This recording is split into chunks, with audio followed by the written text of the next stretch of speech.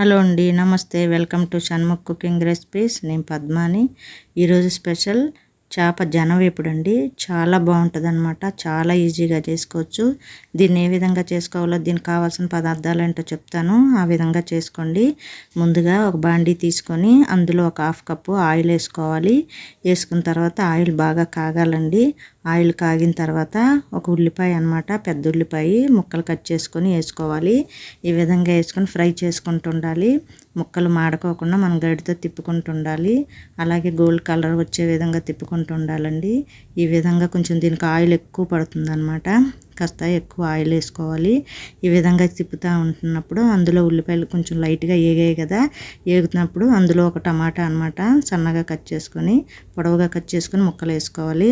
అందులో అల్లం వెల్లుల్లి పేస్ట్ కూడా ఒక 1/2 స్పూన్ వేసుకోవాలి. వేసుకొని బాగా ఫ్రై చేసుకుంటూ ఉండాలండి. ఈలోపు జనను మనం బాగా కడుక్కొని అందులో ఉప్పు, పసుపు, కారము అన్నీ, అల్లం వెల్లుల్లి పేస్ట్ అన్నీ కలుపుకొని పక్కన పెట్టుకోవాలి. ఆ విధంగా పక్కన పెట్టుకున్న తర్వాత అప్పుడు ఇవన్నీ వేపుకోవాలన్నమాట. అందులో పచ్చిమిర్చి కూడా 4-5 పచ్చిమిర్చి అండి పొడవుగా కట్ చేసుకొని వేసుకోవాలి.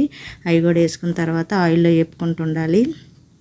ఈ ఉల్లిపాయ, టమాటా అన్నమాట బాగా ఏగుతూ ఉంటుంది. ఏగుతూ ఉన్నప్పుడు మనకు ఆయిల్ పైకి వచ్చే విధంగా వేపుకుంటూ ఉండాలన్నమాట. ఉల్లిపాయ బాగా ఏగితేనే బాగుంటుంది. అందులో కొంచెం కరివేపాకు వేసుకోవాలి. వేసుకున్న తర్వాత బాగా కలుపుకుంటూ ఉండాలి. ఈ విధంగా కలుపుతూ ఉంటే కొంచెం గోల్డ్ కలర్ వచ్చే విధంగా ఉంది కదండి. ఇంకా తిప్పుతూ ఉండాలి. ఈ విధంగా తిప్పినప్పుడు మనం జనాలు అన్నీ కలుపుకున్నాం కదండి, ఉప్పు, పసుపు, కారము, ఇది అందులో వేసుకోవాలి. జనాన్ని ఫస్ట్ మనం కడుక్కొని సిద్ధం చేసుకుంది, ఆ వీడియో మిస్ అయిందండి. ఇందులో ఇది కలిపేసేసుకొని ఉన్నాం కదా, మనం ఇందులో ఆయిల్లో వేసేసుకోవాలి. వేసేసుకొని ఒక నిమిషం కదపకుండా కొంచెం ఒక సైడ్ అంతా అలాగ లైట్గా కలిపి పెట్టుకోవాలి. ఓకే, ఎక్కువగా కలిపేయకూడదు.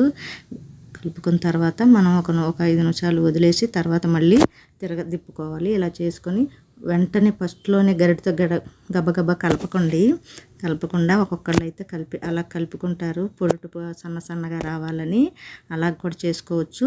లేదు కొంచెం పీసెస్గా ఉండాలి అనుకుంటే కొంచెం ఇదిగా చేసుకోవచ్చు. అందులో కొద్దిగా సరిపడా సాల్ట్ వేసుకోవాలండి.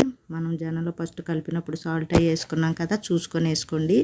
అలాగే 1 స్పూన్ కారం కూడా వేసుకోవాలి. 1 స్పూన్ పసుపు కూడా వేసుకొని బాగా కలుపుకోవాలి. ఈ విధంగా కలుపుకుంటూ ఉండాలి. చూసుకొని మనం ఆయిల్ దీనికి కాస్త ఎక్కువే పడద్దండి. ఎంత ఆయిల్ ఎక్కువగా ఉంటే అంత రుచిగా ఉంటుంది. ఆయిల్ తక్కువగా వేసినట్టయితే స్మెల్ వస్తూ ఉంటుంది. అలా రాకుండా చూసుకోండి. ఈ విధంగా కలుపుతూ ఉండాలి. ఈ విధంగా కలుపుతూ ఉండటం మీద చూసారా కొంచెం ఫ్రైగా అయిపోతుంది. ఈ విధంగా చేసుకొని కాసేపు అట్లా వదిలేయాలి. ఒక 5 నిమిషాలు వదిలిన తర్వాత మళ్ళీ మనం కలుపుకుంటూ ఉండాలి. ఈ విధంగా చేసుకొని దగ్గరే ఉండాలండి, ఉండి కలుపుతూ ఉండాలి. ఈ విధంగా కలుపుతూ ఉన్నప్పుడు చూసుకుంటూ అడుగంటుకోకుండా ఈ విధంగా చేసుకుంటే ఇది అసలు చాలా బాగుంటుందండి. చాలా ఈజీగా చేసుకోవచ్చు. ఇది చాలా బలం కూడాను. పిల్లలు ఎక్కువగా తినరు. ఇందులో కొంచెం గరం మసాలా వేసుకోవాలండి, ఒక 3 స్పూన్స్. పిల్లలు ఎక్కువగా తినరు కదండి, చాలా ఇష్టంగాను తింటారు. దీన్ని రోటీలోకి కానీ, చపాతీలో, పూరీలోకి కానీ, దేంట్లోకైనా తినచ్చు.